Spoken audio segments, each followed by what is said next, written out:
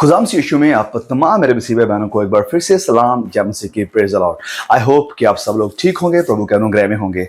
आज एक बहुत ही महत्वपूर्ण विषय के ऊपर हम बात करने वाले हैं, स्पेशली जो जवान भाई बहन हैं। प्लीज आप इस मैसेज को, आप इस टॉपिक को आज बहुत ही ध्यान से सुने, क्योंकि एक बड़ा ही पर्टिकुलर विषय है और स्पेशली जवानों के लिए भी है। ये दूसरे लोगों के लिए तो है, ये जवानों के लिए आई थिंक ये ज्यादा जरूरी, ज्यादा महत्वपूर्ण है। क्योंकि रिसेंटली जब हम फगवाड़ा में मीटिंग के लिए गए थे तो वहां पर एक बहन है, टीनेज थे वो, और वो आकर बात करने लगे और हमसे कह रहे थे कि ब्रदर ऐसे हमें एक सपने दिखाई देते हैं, ऐसे चेहरे दिखाई देते हैं जो बड़े भयानक हैं और मैं उन्हें देखकर डर जाती हूँ। फिर मैंने उनसे सबसे पहले ये सवाल पूछा कि आपकी प्रार्थना कितनी है, और वो प्रार्थना कह रहे थे 2-5 मिनट की बस। फिर मुझे अंदर से आ रहा था कि मैं उनसे पूछूं, और मैंने उनसे पूछा कि कितना समय आप स्क्रीन के ऊपर गुजारते हैं। तो उनके मम्मा भी पास में बैठे हुए थे, वो बताने लगे कि फोन छोड़ दो बात। वो उन चीजों को देखते थे जिन्हें एक विश्वासी को, मसीह को देखना नहीं चाहिए, और उन भयानक चीजों को देखने के द्वारा शैतान एंटर कर रहा था और अपना काम कर रहा था, और वो चीजें बाद में दिखाई दे रही थी, परेशान कर रही थी। और फिर ये सिस्टर आके पूछते हैं कि भैया ऐसे क्यों हो रहा है। तो मैंने उन्हें वचनों से समझाया, सिखाया। तो मुझे लगा कि इस टॉपिक पर मैं आपके साथ शेयर जरूर करूं, ताकि जितने भी हमारे जवान भाई बहन हैं वो आगाह रहें, वो सावधान रहें, संभल कर रहें। क्योंकि ये जो टॉपिक आज मैं बात करने वाला हूं, आपके साथ बांटने वाला हूं, ये सच में आपको आज बदल के रख देगा, आपकी जिंदगी को चैलेंज करेगा और आपको एक ऐसे पात्र बनाएगा, ऐसे बर्तन बनाएगा जो खुदा के काम आते हैं। हाँ, जैसे वचन में लिखा है कि हम बर्तन हैं, हम उसके बनाए हुए बर्तन हैं जिसे खुदा ने अपने हाथों से बनाया है, श्रृंगारा है। और फिर संत पौलुस कहते हैं कि ओके, एक घर में 2 तरह के बर्तन होते हैं, एक आदर के और एक अनादर के। अब हम आदर के बर्तन कैसे बनना है वही हम वचन से सीखने वाले हैं। सो आइए प्लीज खोलिए मेरे साथ गिनती अध्याय 19 और उसके वचन 15 को, नंबर्स चैप्टर नंबर 19 वर्स 15। तो यहां पर यूं लिखा है कि और हर एक खुला हुआ पात्र, हर एक खुला हुआ पात्र जिस पर कोई ढकना लगा ना हो वह अशुद्ध ठहरे। हर एक खुला हुआ बर्तन मतलब जो कवर नहीं है, वो बर्तन अगर ऐसा ही रहे, जिसके ऊपर ढक्कन नहीं है, कवर नहीं है, वो अशुद्ध समझा जाएगा, वो अपवित्र समझा जाएगा। An open container is unclean. Okay, ध्यान से सुने, कवरिंग बहुत ही जरूरी है। चीजों को कवर करना ये बहुत ही जरूरी है। अगर हम चीजों को कवर करते हैं, उसके ऊपर ढक्कन लगा देते हैं, तो वो चीजें सिक्योर हो जाती हैं, वो चीजें प्योर हो जाती हैं, शुद्ध हो जाती हैं, सुरक्षित रहती हैं। हम बिना झिझक, बिना डरे उन्हें इस्तेमाल कर सकते हैं। अगर वो चीजें खुली हुई नहीं है तो, अगर वो चीजें कवर हैं तो। अब मेरे प्रिय भाइयों और बहनों, कभी भी अपने आप को अलाउ ना करें कि आपके ऊपर कोई कवरिंग नहीं है, आपके ऊपर कोई ढक्कन नहीं लगा हुआ है। हाँ, आपके बच्चों को भी ऐसा ना छोड़े कि उनके ऊपर कोई कवर नहीं है, उनके ऊपर कोई ढक्कन नहीं है। हम अगर अपने घर को ओपन नहीं छोड़ सकते हैं, तो यह कैसे हो सकता है कि हम खुदा के इस मंदिर को, इस बर्तन को खुला छोड़ दें। हाँ, हमने अपने घरों के ऊपर लॉक लगाए हुए हैं, घरों को कवर करने के लिए इनके ऊपर दीवारें बनाई गई हैं। क्यों? ताकि कोई भी आउटसाइडर, कोई चोर, कोई डाकू हमारे घर में एंटर ना करे, कुछ चुरा के ना ले जाए, हमारा कुछ नुकसान ना कर दे। तो इन चीजों के लिए हमने कवर किया हुआ घर को दीवारों के साथ और लॉक के साथ, तालों के साथ हमने घर को लॉक किया हुआ है। अगर लॉक इतना जरूरी है घरों के लिए, तो ये कितना जरूरी है हमारी जिंदगियों के लिए, हमारे शरीरों के लिए। मेरे प्रिय भाई और बहनों, कवरिंग बहुत जरूरी है, ढक्कन लगाना बहुत जरूरी है, स्पेशली बच्चों पर। और अगर आप बच्चों पर कवर नहीं लगाएंगे, मैं फिर से कह रहा हूं, अगर आप अपने बच्चों पर कवर नहीं लगाएंगे या अपने ऊपर कवर नहीं लगाएंगे, तो शैतान, संसार, इनके प्रलोभन आपकी जिंदगी में एंटर कर जाएंगे। इन सब चीजों का प्रभाव आपकी जिंदगी के ऊपर आ जाएगा। और वचन में जैसे हमने पढ़ा कि हर वो पात्र, हर वो बर्तन जिसके ऊपर ढक्कन नहीं लगाया गया है, वो अशुद्ध माना जाए। क्यों? क्योंकि जब आपके ऊपर कवरिंग नहीं है तो संसार की सारी चीजें आपको अशुद्ध कर सकती हैं। जहां कभी जब हम बाजार में जाते हैं तो हम चीजों को कवर पाया हुआ देखना चाहते हैं। सपोज मैं अगर अपनी बात बताऊं, अगर मैं बाजार में कहीं जा रहा हूं और मेरा कुछ खाने का दिल कर रहा है और मैं देखता हूं कि वो चीज जो सामने पड़ी, जो मैंने खानी है, वो ऐसे खुली पड़ी है, बाजार में लोग जा रहे हैं, डस्ट उड़ रही है, वो सब उसके ऊपर जा रही है, तो मैं कभी नहीं खाऊंगा, मैं बिल्कुल नहीं खाऊंगा। क्योंकि मुझे पता है कि उसके ऊपर कवरिंग नहीं है, उसके ऊपर सारी डस्ट गई है, इसको खाने के द्वारा मैं बीमार हो जाऊंगा। और वो ऑयल जिसमें वो फ्राई हो रही होंगी, अगर वो भी ऐसे खुला पड़ा है, बाहर की साइड पे है, उसके ऊपर भी वो सारी डस्ट जा रही है, तो मैं उससे कभी नहीं खाऊंगा। वो तो खुद पैसा देकर बीमारियों को बुलाने वाली बात है। जब हम बाहर भी जाते हैं, हम चाहते हैं कि चीजें कवर हों। घर की हम बात करें, जब हमारी बहनें घर में रसोई में कुछ काम कर रही हैं, मान लीजिए सब्जी बना रही हैं, सब्जी बनाने के बाद कोई भी बहन उसे खुला नहीं छोड़ती है। हमेशा सब्जी को, चावल को, रोटियों को, सब चीजों को कवर करके रखा जाता है। कारण क्या? हम नहीं चाहते कि कोई कीड़ा या कोई और चीज इनके अंदर चली जाए या इसके ऊपर चल जाए या इसे अशुद्ध कर दे। हमें इतना डर रहता है, और डर होना भी लाजमी है, जरूरी है, अच्छी बात है। ये चीजें जरूरी हैं, कवर करना जरूरी है। मान लीजिए सब्जी पड़ी है, ऊपर से छिपकली आकर चले उसमें एंटर कर जाती है, तो बहुत भारी नुकसान हो सकता है। तो इस कारण जरूरी है कि हर घर की चीज को हम कवर करके रखते हैं, उसे ऐसे खुला नहीं छोड़ते हैं। मेरे प्रिय भाई और बहनों, परखें जरा अपने आप को कि कहीं आपने तो अपने आप को खुला नहीं छोड़ रखा है। कहीं आपने अपने आप को ऐसे खुला तो नहीं छोड़ दिया कि हाँ कोई भी चीज इसमें आ सकती है, कोई भी चीज इसमें से होकर जा सकती है, कुछ भी इसमें डालना चाहे डाल सकती है, और वेल इसमें कोई कवरिंग नहीं है। अगर ऐसा छोड़ेंगे तो अगर घर में पड़ी खाने वाली चीज को हम ऐसा नहीं छोड़ सकते क्योंकि हम मानते हैं कि उसका नुकसान हो जाएगा, तो मेरे प्रिय भाई और बहनों, मेरे जवान बहनों और भाइयों, प्लीज आप ध्यान से सुने। आप अपने आप को खुला नहीं छोड़ सकते हैं।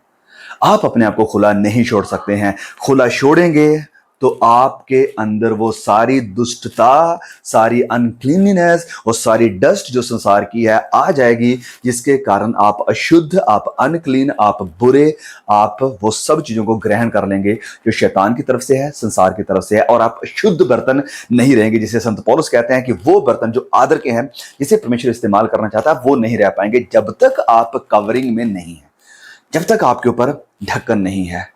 अगर आपने अपने आप को खुला छोड़ दिया तो yes, you are going to mess your life.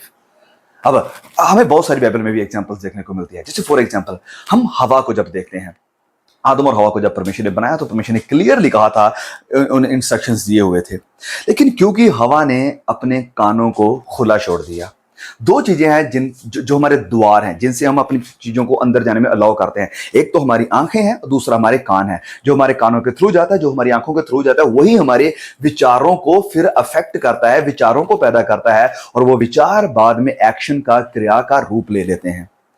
तो ये दो दीवार हैं, आंखें और कान। जब हवा ने अपने आप को ऐसे खुला छोड़ दिया, आंखों के ऊपर कवरिंग नहीं लगाई कि नहीं मैं इसकी बात को क्यों मानूं, मैं इसकी बात को क्यों सुनूं, उसने सुनना शुरू कर दिया। और जब वो शैतान की शिक्षा को सुनना शुरू कर दिया तो उसके ख्याल प्रभावित होने लगे कि क्या वाकया परमेश्वर ने हमसे इतना कुछ छिपाया हुआ है, हम खुदा के जैसे बन सकते हैं, तो फिर हम क्यों खुदा की आज्ञाकारी करें, क्यों उसके अधीन रहें। हम इस फल को खाएंगे, खुदा के जैसे बन जाएंगे, कोई हमारे ऊपर ऑर्डर नहीं चलाएगा, हम खुद अपनी मर्जियां करना शुरू कर देंगे। ये सब कैसे हुआ? शैतान की शिक्षा के द्वारा प्रभावित होकर कान को खुला छोड़ दिया था। मेरे प्रियो, आज बहुत सारी शैतान की शिक्षाएं फैल रही हैं। वचन में क्लियरली लिखा है, संत पौलुस कहते हैं कि शैतान की शिक्षाओं से मन फिरा लो। शैतान की शिक्षाएं हैं, डिमोनिक प्रचारक हैं, जो कि रूप तो खुदा के प्रेरितों का सा धारण करते हैं, लेकिन हैं वो शैतान के दूत, शैतान के प्रेरित हैं वो असल में। जब हम प्रकाशित वाक्य उसके अध्याय 13 में पढ़ते हैं, तो आइए मैं चाहता हूं कि हम इस वचन को थोड़ा सा खोल लें। प्रकाशित वाक्य 13। ओके, तो हमने अपने प्रकाशित वाक्य की स्टडी में इस हिस्से की स्टडी करी थी, तो बहुत कुछ सीखने को मिला था। तो मैं एक बार थोड़ा सा आपको इस तरफ लेकर आना चाहता हूं। प्रकाशित वाक्य 13। ओके, तो यहां पर लिखा है कि हम जानते हैं प्रकाशित वाक्य 13 में दो पशु हैं। एक तो पहले आता है जो एंटी क्राइस्ट है, और फिर ये दूसरा पशु है जिसको झूठा नबी है। इसके बारे में हम थोड़ा सा जब देखते हैं झूठे नबी के बारे में, तो यहां पर लिखा है कि वचन 11 से, प्रकाशित वाक्य 13 उसके आयत 11 से लिखा है कि फिर मैंने एक और पशु को देखा। एक पहले पशु देखा था जो एंटी क्राइस्ट मसीह विरोधी था, अब ये दूसरा पशु है।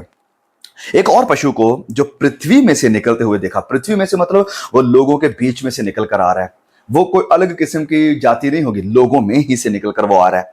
और आगे क्या लिखा है, उसके मेमने के से 2 सींग थे। मेमने के से 2 सींग थे और वह अजगर के समान बोलता था।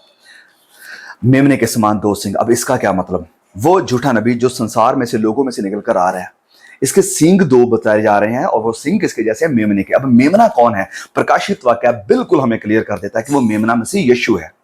परमेश्वर ने कहा वो मेरा नाम लेकर आएंगे, प्रभु यीशु के ही नाम से आएंगे, मसीह कहलाएंगे।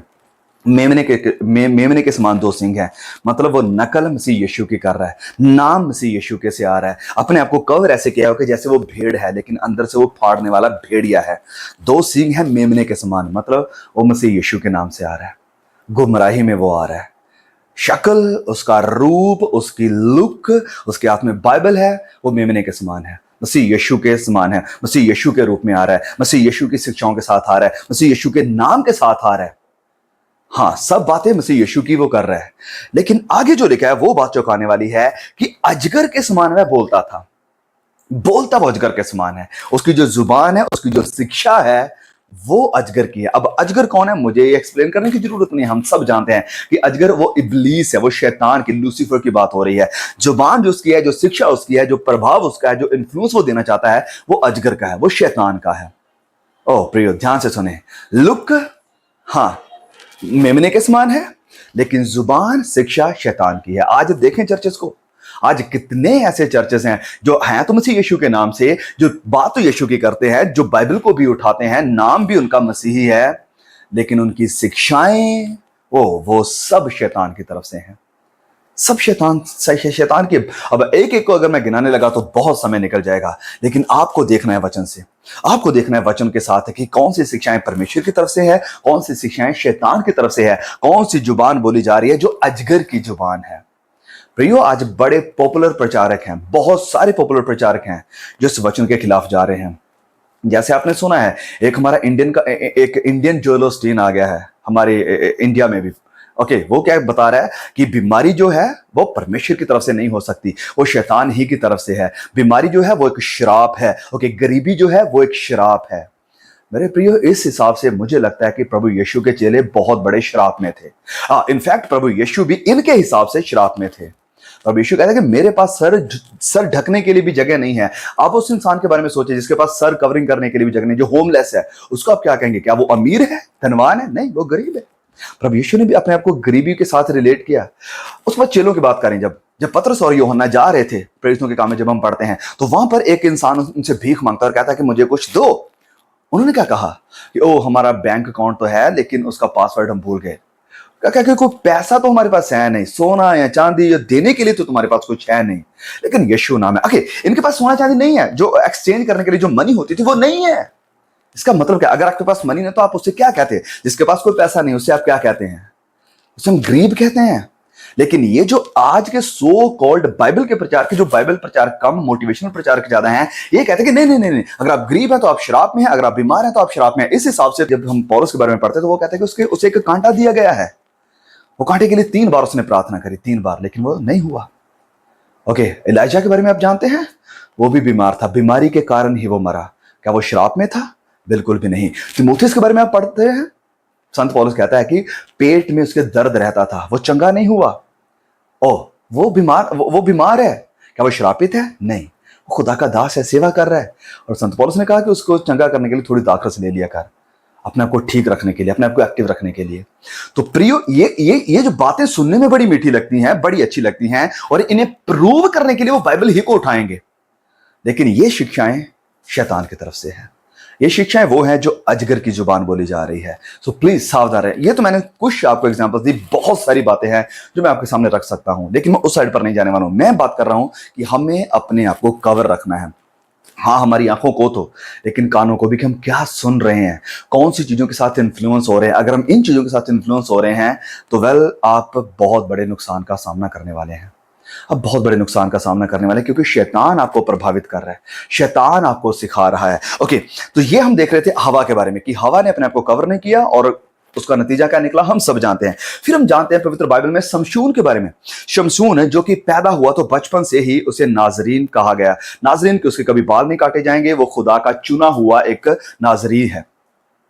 अब इस इंसान के ऊपर कोई भी कवरिंग नहीं है, वो जहां भी जाता है जो उसका दिल का चाहता है करने के लिए वो कर देता है। परमेश्वर ने तो उसके लिए एक बहुत बड़ा प्लान रखा था। परमेश्वर उसे एक आदर का बर्तन बनाना चाहता था, लेकिन क्योंकि उसके खुद के लिए हुए फैसले, जो खुद फैसले लेना चाहता था आंखों की अभिलाषाओं के कारण, उसने इस कवरिंग नहीं की, ढक्कन नहीं लगाया आंखों की अभिलाषाओं के ऊपर, और उसका नतीजा क्या निकला? अंत में मौत, भयानक मौत। परमेश्वर का प्लान उसके लिए ये बिल्कुल भी नहीं था, ये बिल्कुल भी नहीं था। उसने खुद अपनी जिंदगी को, अपनी मिनिस्ट्री को मैसअप किया।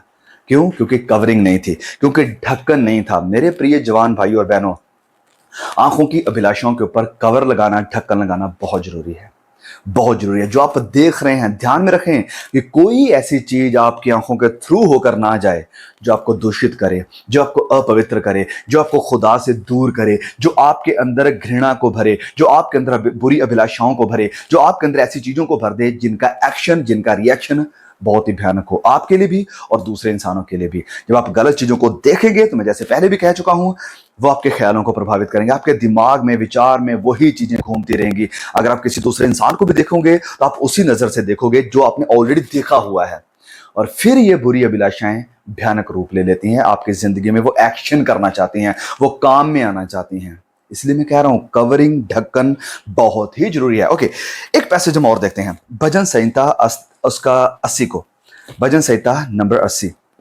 80, psalms chapter number 18 verse number 12 and 13 को हम पढ़ेंगे। भजन संहिता 80, 12 और 13 को। यहां पर लिखा है कि फिर तूने उसके बाड़ों को क्यों गिरा दिया? जो बाड़े थे, जो कवरिंग थी, जो हेज लगा हुआ था, उसे क्यों गिरा दिया? हेज यानी दीवारें, दीवारें क्यों गिरा दी? फिर आगे लिखा है कि सब बटोही उसके फलों को तोड़ते हैं। सब बटोही उसके फलों को तोड़ रहे हैं। ओके, एक बाग है, एक गार्डन है, उसके ऊपर कवरिंग लगी हुई थी, बाड़ा लगा हुआ था, दीवारें बनी हुई थी, दीवारें हटा दी गई, और वचन लिखा है कि सारे बटोही, कोई भी आ रहा है और कोई भी फलों को तोड़ रहा है। अब जो रखवाला है, जिसे रखा हुआ है, वो कहां कहां देखा? अगर वो इस साइड जाएगा तो इस साइड से लोग आकर उसे चुरा लेंगे, उस साइड जाएगा तो इस साइड के लोग आकर उसके फलों को तोड़ देंगे। कोई भी आ रहा है, कोई भी बगीचे में आ रहा है, कोई भी इस गार्डन में आ रहा है और चोरी करके फल तोड़कर निकलता जा रहा है। वचन कह रहा है कि तूने क्यों बाड़ों को गिरा दिया कि सब बटोही उसके फलों को तोड़ते हैं। मेरे प्रिय भाइयों बहनों, जवानों, मैं आपको पूछना चाहता हूं, आप लोगों ने क्यों दीवार को गिरा रखा है? आपने क्यों कवरिंग करके नहीं रखी है? कि कोई भी आ रहा है, कोई भी चीजें आपके कानों के थ्रू जा रही है, कोई भी चीज आपकी आंखों के थ्रू जा रही है और आपको अशुद्ध कर रही है, कोई भी चीज आपको प्रभावित कर रही है, कि कोई भी आ रहा है और आपके अंदर से फलों को तोड़ रहा है। कौन से फल हैं? वो आत्मा के फलों को तोड़ रहा है। आपको जो खुदा ने वरदान दिए हैं उनको तोड़ रहा है। जो खुदा ने आपको कैपेबिलिटीज दी है, जो एबिलिटीज दी है कि इन्हें आप प्रभु के लिए इस्तेमाल करें, जो वरदान दिए हैं उन्हें तोड़ रहा है। वो उन्हें आप फुल पोटेंशियल में यूज नहीं कर पा रहे हो। कारण क्योंकि दीवारों को गिरा दिया है, कवरिंग को, हेज को गिरा दिया है आपने। फलों को तोड़ रहे हैं, आत्मा के फलों को। आपके अंदर से खुदा की शांति निकल जा रही है। शांति नहीं है, खुदा का आनंद नहीं है कि सदा आनंदित रहो, वो नहीं है। क्यों नहीं है? दीवारें टूटी हुई हैं, कवरिंग नहीं रही। कोई भी आ रहा है आपकी जिंदगी से प्यार के फल को लेकर जा रहा है। आपके अंदर सच्चा जेन्युइन प्यार नहीं है किसी के लिए बचा। आपके अंदर धीरज खत्म हो चुका है, आपके अंदर शुद्धता खत्म हो चुकी है, पवित्रता खत्म हो चुकी है, नम्रता खत्म हो चुकी है। कारण क्योंकि दीवारें गिरी हुई है। ओह, परखो भाई अपने आप को कि क्या आपने दीवारें तो नहीं गिरा दी कि कोई भी बटोही आ रहा है और फलों को तोड़ रहा है। आगे लिखा वचन 13 में, जंगली सूअर उसको नष्ट किए डालता है और मैदान के पशु, मैदान के सब पशु उसे चर जाते हैं। जंगली सूअर शैतान, जंगली सूअर उसे नष्ट कर रहा है। जंगली सूअर कैसे नष्ट कर रहा है? बुरे प्रभाव के द्वारा। जो चीजें आप देख रहे हो, जो चीजों को आप, जो सेकुलर गाने, सेकुलर मूवीज, गंदी फिल्में, गंदी चीजें आप सुन रहे हो, कंज्यूम कर रहे हो सोशल मीडिया के थ्रू, अपनी स्क्रीन के थ्रू, वो सब चीजें क्या कर रही हैं? बुरा प्रभाव डाल रही है। और जंगली सूअर इन चीजों के द्वारा क्या कर रहा है? नाश कर रहा है। आपका विनाश हो रहा है। आपको लगता है कि शायद ये मेरे भले के लिए बड़ा मजा आ रहा है। हाँ, शैतान पाप को अगर अट्रैक्टिव नहीं बनाएगा तो कोई भी उसके पास नहीं जाएगा। अगर पाप अट्रैक्टिव नहीं रहेगा तो कोई भी उसकी तरफ नहीं जाएगा। सिंपल सी एग्जांपल मैं आपको देता हूं। जब घरों में अगर किसी ने चूहा पकड़ना होता है तो चूहा पकड़ने के लिए क्या किया जाता है? क्या उसके सामने पत्थर रख दिया जाता है कि ओके, वो पत्थर को हाथ लगाएगा तो हम उसको पकड़ लेंगे? पत्थर की तरफ वो क्यों आएगा? उसको पकड़ने के लिए क्या किया जाता है? चीज, मेनली चीज रखा जाता है, जहां कोई और खाने की अच्छी चीज रखी जाती है कि जिसको लेने के लिए वो जब आए तो हम उसे पकड़ लें। चूहे को लग रहा होता है कि मुझे बड़ा मजा आ रहा है, मेरे लिए ये बड़ी अच्छी चीज है, मुझे बड़ा फायदा हो रहा है इससे। एक मैं आपको एग्जांपल बताता हूं। एक स्टोरी किसी खुदा के दास ने बताई थी। वो बता रहे थे कि एक चूहा जो था अपने माँ बाप के पास जब था, दो भाई थे और उसके माँ बाप, तो ये उसके जो चूहे के माँ बाप थे उसे कहते कि वेल, तुम्हें इंसानों के पास नहीं जाना है, इंसानों के साथ दोस्ती नहीं करनी है। अगर तुम उनके साथ दोस्ती करोगे वो तुम्हारा नुकसान करेंगे, तुम्हें खत्म कर देंगे। हमें उनके साथ कोई भी रिलेशन नहीं रखना, उनसे दूर रहो, उनके साथ मित्रता ना करो, बिल्कुल भी ना करो, दूर रहो उनसे। तो ये जो चूहा छोटा बच्चा था, जो टीनेजर था, उससे लगता है कि नहीं, ऐसा तो नहीं हो सकता है। तो एक दिन उसके माँ बाप दूर गए और ये देखता है कि ओ, अब कोई भी मेरे आसपास नहीं है। वो निकलता है अपने जगह से बाहर, अपने घर से बाहर, और देखता है कि इंसान को जिसके घर में वो रहते थे। और जब उसके देखता है तो मालिक सोचता है, ओह, ये चूहे यहाँ पर क्या कर रहे हैं। तो ये जो मालिक था उसके लिए कुछ खाने के लिए रखता है सबसे पहले, बिना किसी जाल को लगाए, बिना किसी ऐसी चीज के कि जिसके साथ उसे पकड़ सके। जब उसे रखता है तो चूहा आता है, उसे खाना शुरू करता है। खाकर बड़ा अच्छा लगता है। तो वो जो इंसान था उससे बड़ा प्यार करता है। उसे, चूहे को बड़ा लगता है कि अरे, मेरे माँ बाप तो ऐसे मुझे बोलते रहते थे कि ये इंसान बड़े गलत होते हैं, ये हमारा नुकसान करना चाहते हैं, इनके साथ मित्रता नहीं करनी, इनसे दूर रहना है। वो तो गलत बोलते थे, ये तो बड़े अच्छे लोग हैं, मुझे खाने के लिए भी दे रहे हैं, ओह, इसमें तो बड़ा मजा आ रहा है, ऐसी चीजें तो मेरे घर वालों ने भी कभी मुझे नहीं दी, ये तो अच्छी चीज मुझे दे रहे हैं। तो वो जाता है अपने घर वापस बाद में और बड़ा खुश होता है, पर बताता नहीं अपने माँ बाप को। फिर वेट में है कि अगले दिन मैं फिर जाऊंगा जब ये मेरे माँ बाप घर में नहीं होंगे और मैं फिर जाकर वो चीजें खाऊंगा। जब अगले दिन वो जाता है तो अगले दिन उस इंसान ने एक जाल लगा कर रखा था, उसमें खाने वाली वही चीजें रखी हुई थी। फिर ये देखता है चूहा उस मालिक को कि वो बड़ा खुश हो रहा है और ये जाता है भाग के उस जाल की तरफ, उस खाने की तरफ कि ओह, मेरे लिए वो खाना रखा है। चूहों की सूंघने की शक्ति बहुत तेज होती है। वो जब जाता है देखता है कि वो वही टेस्टी खाना मेरे लिए फिर से आज प्रोवाइड किया गया है। जैसे उसमें जाता है उसे खाने लगता है, आराम से उसे खाते जा रहा है। पता नहीं कि जैसे जैसे वो चीज खत्म हो रही है वैसे वैसे जाल छूट रहा है और मुझे कवर कर रहा है। जैसे वो खाना खत्म करता है, वो जाल में बंध गया। अब वो वहां पर रो रहा है, अब वो वहां पर चिल्ला रहा है कि प्लीज मुझे छोड़ो, मुझे जाने दो। तभी उसके माँ बाप की आवाज आती है। उसकी आवाज को सुनकर वो भी आते हैं और उसे दूर से कहते हैं, हमने कहा था वहां मत जाओ, हमने कहा था ये चीजें मत देखो, हमने कहा था ये चीजें प्रलोभन वाली हैं, हाँ देखने में सुनने में बड़ी अच्छी लगेंगी, टेस्ट में बड़ी अच्छी लगेंगी, लेकिन ये तुम्हारे नुकसान के लिए, तुम्हारे फायदे के लिए बिल्कुल भी नहीं है। मेरे प्रिय भाई और बहनों, शैतान जो प्रलोभन लेकर आएगा, शैतान जो पाप लेकर आएगा, बड़ा मीठा होगा, बड़ा अच्छा लगेगा, लेकिन यही पाप आपके हमारे विनाश का कारण होगा। इसलिए प्रियो, कवर करना अपने आप को बहुत जरूरी है। यहां पर लिखा है, फिर से मैं पढ़ दूंगा वचन 12 और 13 को, कि फिर तूने उसके बाड़ों को क्यों गिरा दिया कि सब बिटोही उसके फलों का कर तोड़ रहे हैं और जंगली सूअर उसको नष्ट कर डालता है और मैदान के सब पशु उसे चर जाते हैं। हर कोई आपको लूट रहा है, हर कोई आपके आनंद को लेकर जा रहा है, आपके अंदर खुदा के मसा को कम कर रहा है, खुदा की सामर्थ्य जाती जा रही है, पवित्र आत्मा की सामर्थ्य कम हो रही है, आत्मिकता में आप बढ़ नहीं पा रहे हो, पवित्रताई में आप बढ़ नहीं पा रहे हो, खुदा आपको इस्तेमाल नहीं कर पा रहा है। क्यों नहीं कर पा रहा है? क्योंकि वचन में लिखा है, पौलुस कहता है कि दो तरह के बर्तन हैं, एक आदर के हैं, एक अनादर के हैं। अनादर अपने आप को कवर नहीं रखोगे, आप अशुद्ध हो जाओगे, क्योंकि ये वचन हमने ऑलरेडी पढ़ा गिनती के 19 के 15 में कि an open container is unclean. Cover, बर्तन, पात्र जो कवर नहीं है, इसके ऊपर ढक्कन नहीं है, वो अशुद्ध माना जाएगा, अशुद्ध माना जाएगा। मेरे प्रियो, वॉच फॉर योरसेल्फ कि कहीं आपने दीवारों को गिरा तो नहीं दिया है, अपनी आंखों से दीवारों को गिरा तो नहीं दिया, अपने कानों से दीवारों को गिरा तो नहीं दिया। क्या आप देख रहे हो, क्या आप सुन रहे हो, क्या आप अलाउ कर रहे हो अपनी जिंदगी में? जब हम बात करते हैं the arc of the covenant, जो वाचा का संदूक था, जब हम उसके बारे में थोड़ी सी स्टडी करते हैं, उसके ऊपर भी एक ढक्कन, एक कवरिंग लगी हुई थी जिसे मर्सी शीट कहा जाता था और इसे प्रायश्चित का ढक्कन भी कहा जाता था। कवर किया हुआ था, आर्क ऑफ द कवेनेंट को, खुदा के संदूक को कवर किया हुआ था।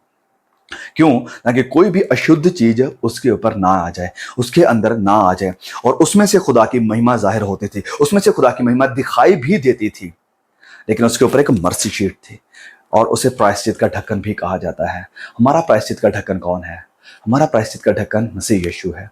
उसे रखें अपनी आंखों के ऊपर, उसे रखें अपने कानों के ऊपर कि मुझे उसे देखना है, उसकी महिमा को देखना है, उसके कामों को देखना है, उसके वचनों को देखना है, उसके लोगों को सुनना है, उसके कलाम को देखना है, उसकी बातों को सुनना है। मसीह यीशु आपकी मर्सी शीट है, मसीह यीशु आपके प्रायश्चित का ढक्कन है। प्रियो, उसे अलाउ करें, उसे अपनी जिंदगी में अलाउ करें, उसे पुकारें, उसे देखें, उसकी महिमा को देखें।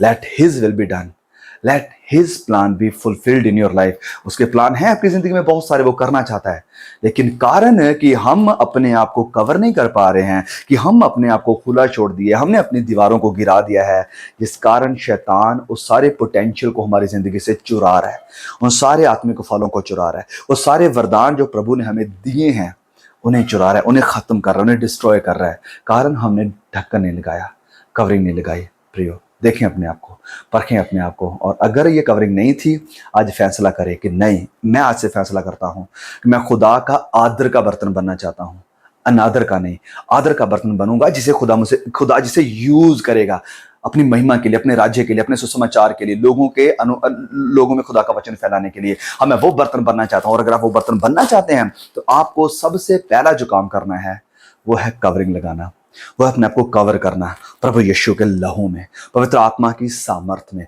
प्रभु यीशु मसीह के अनुग्रह में आपको कवर करना बहुत जरूरी है। आई होप कि ये मैसेज आपके लिए एक नया प्रकाशन लेकर आया होगा। आई होप कि आप बहुत आशीषित हुए होंगे इस वचन से। प्रभु आपको बहुत सामर्थ्य, बहुत बल दे कि आप अपने आप को कवर करना सीख जाए, वो दीवारों को बनाना सीख जाए, लॉक करना सीख जाए, ढक्कन लगाना सीख जाए।